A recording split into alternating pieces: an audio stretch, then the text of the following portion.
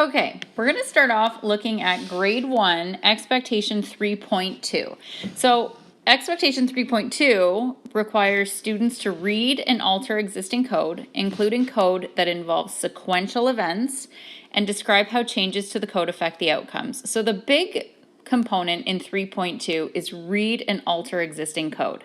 So we're going to do code that involves sequential events, which is just a couple things in order, and they're going to have to read it to us, and they are going to make changes and tell us what's going to happen. So I have one sprite on the screen here, and I'm going to say when the green flag is pressed, he's going to do something, and I'm going to put in a few movements right here in a sequence. So this is what we're expecting students in grade 1 to be able to do, and then I'm going to end it. And I would have this up on the screen for my students, and I would say, okay, boys and girls, I've actually got a delightful helper right here beside me.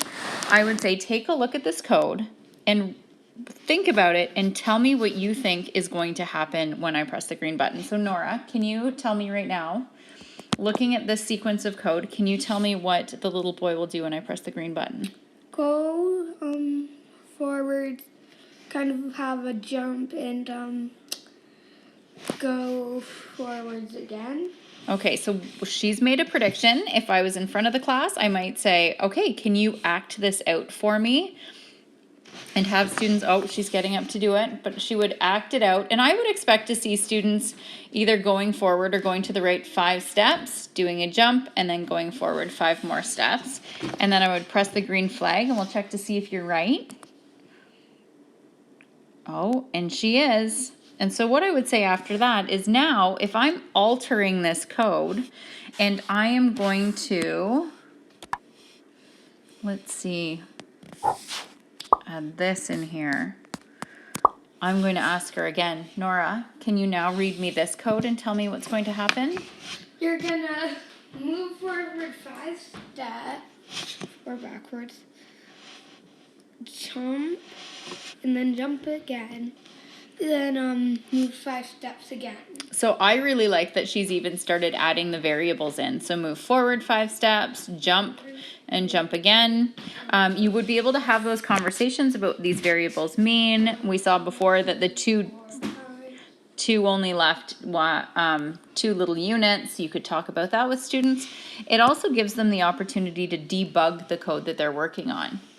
So if we wanted to say, oh, actually, we wanted the boy to go the opposite way. Why did that happen? So maybe he started over here, and we pressed our green flag, and we noticed that he went through the screen, and we said, oh, we didn't want that to happen. What should we have done differently?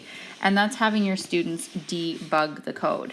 But you can also ask them to alter it. So Nora, can you alter this code for me so that at the end of the commands, the boy says hello? How would you do that? I'm trying to find where it is.